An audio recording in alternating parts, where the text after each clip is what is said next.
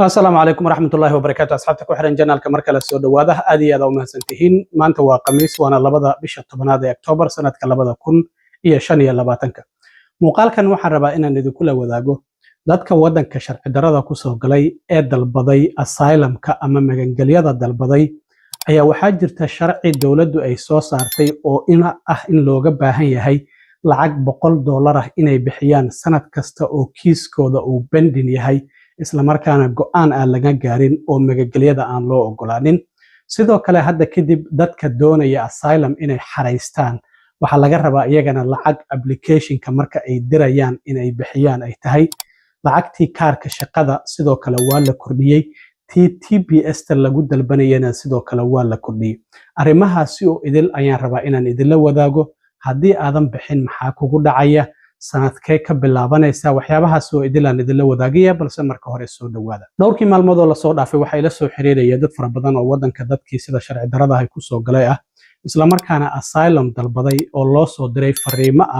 in ay bixiyaan lacag $100 arrintaasi waa ay ku wareereen dadka haddaba arrintaasi horta ma jirtaa sharci miya oo dawladdu ay meel marisay arrintaasina waxaa muhiim ah qofku haddii uu ku wareero inuu lawyerkiisa intuu waco uu bal weydiiyo lawyeradu inta badan sharciyada soo baxa waa ay ka warqabaan haddaba arrintaasi baaritaan ayaan ku sameeyey website-ka USCIS-ta ayaan galay waxaanan ka soo helay bishii July ee 7 ee la soo dhaafay in uu jiray sharci la meel mariyay sharcigaasi oo qasab ka dhigayo qofku markuu asylumka ama magangelyada uu dalbanayo in uu lacag $100 oo application fee uu bixiyo marka applicationkiisa uu xareysta asylumka ama magangelyadoonkana marka ay sanad u buuxsanto sanad kasta oo kiiskiisa aan magangelyada aan la ogolaanin oo pending yahay lacag $100 ayaa looga baahan yahay haddii sanad uu dhaafo 2 sano hadduu gaaro $100 haddii 3 sano noqdo haddana $100 bixinaysaa sanad kasta oo kiiskaada aan go'aan laga gaarin $100 ayaad bixinaysaa marka hore bal aan dib u laabano asylumku muxuu u kala baxaa asylumku wuxuu u kala baxaa affirmative iyo sidoo kale defensive affirmative-ka waa kiiska magangelyadoonka ee qofka shakhsiga oo aan ku jirin removal proceeding oo qofkaasi removal proceeding ku jiro qofka affirmative asylumka dalbanaya waxana uu si toos ah uga dalbanaya USCIS-ta waaxda dawladda Mareykanka u qaabilsan immigrationka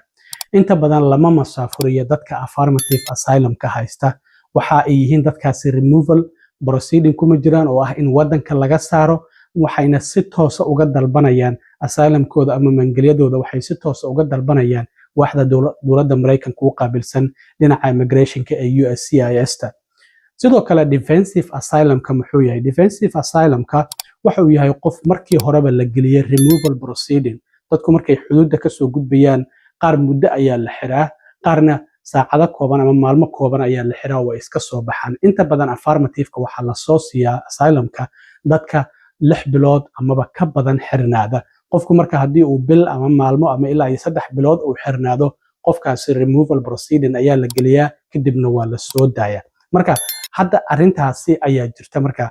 defensive asylumka wuxuu yahay qofka horey ugu jiray removal proceeding qofkaasina waxa uu ka dalbanaya protection immigration judge waa inuu hortagaa qareen dhinaca immigrationka waa inuu hortagaa waxaana la yiraahdaa executive office for immigration review waxaana loo soo gaabiyaa EOIR ayaa loo soo gaabiyaa marka qofkaasi waa in uu ku qanciyaa garsooraha uu hortagayo sababta magangelyada loo siinayo haddii uu garsooraha ku qancin waayo oo keeskiisa uu noqon waayo kees u qalma in magangelyo la siiyo qofkaasi waa la diidayaa markaas maadaama removal uu ku jirayna isla markiiba waddanka waa laga masaafurin karaa marka labada kiis ee asylumka sidaasi ayay u kala baxaan affirmative iyo defensive ayay u kala baxaan sababta marka dadka hadda loo dhahayay September 30keedii oo hadda 2 maalin ka hor ahayd qof waliba waa inuu lacagta $100 uu bixiyaa waxay tahay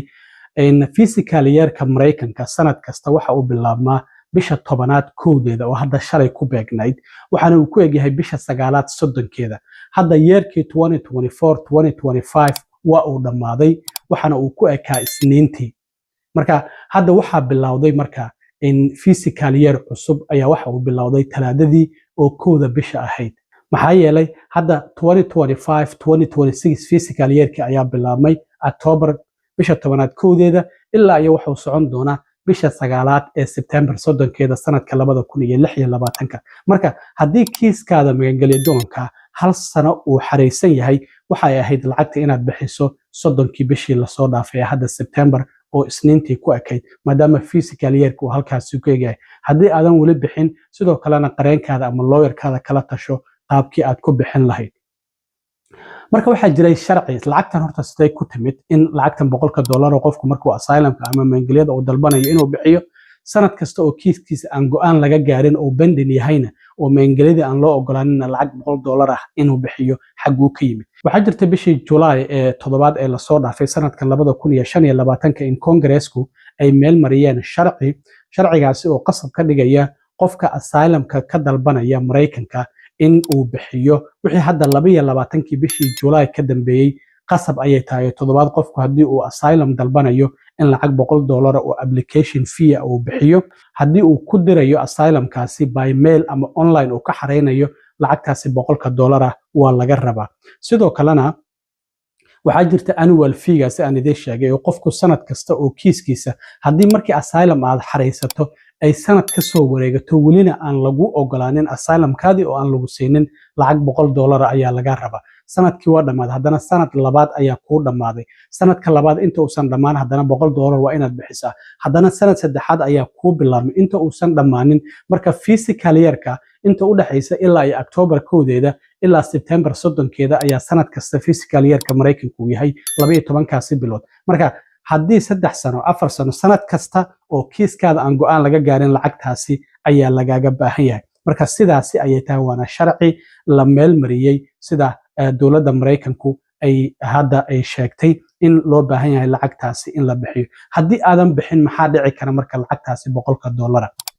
kiiskaada waa la diidi karaa magangelyo doonka gabi ahaanba dismiss ayaa la leeyahay lacagtaasi $100 haddii aad bixin wayso sidoo kale waxaa jirta in qaar ka mid ah garsoorayaasha immigrationka dadka kiiskooda maxkamadda immigration uu hor yaallo waxa ay ku dhihi karaan lacagtaasi waa inaad bixisaa ka hor inta aanba la aqbalin applicationkaada magangelyo doonka ama asylumka garsoorayaasha qaar sidaas ayay ku dhihi karaan waayo garsoorayaashan waxa ay hoos tagaan maxkamadaha immigrationka wasaaradda cadaaladda ayay hoos tagaan sidoo kalena dadka applicationkooda USCIS ka buuxiyay